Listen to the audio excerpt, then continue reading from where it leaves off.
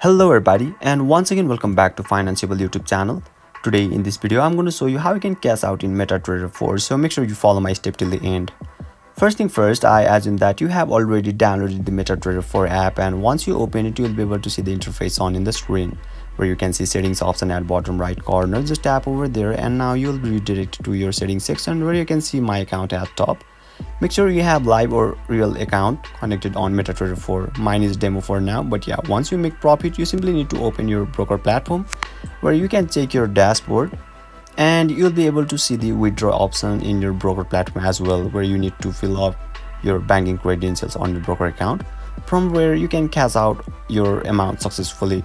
So basically this is how you can cash out in MetaTrader 4, and if you still encounter any issue during this process, feel free to leave a comment and I'll be happy to assist you. If you found this video helpful, please give it a thumbs up, and if you are new to this channel, make sure to hit the subscribe button and set the bell icon to on so that you can stay updated with our latest content. Thank you for watching and I'll see you next time.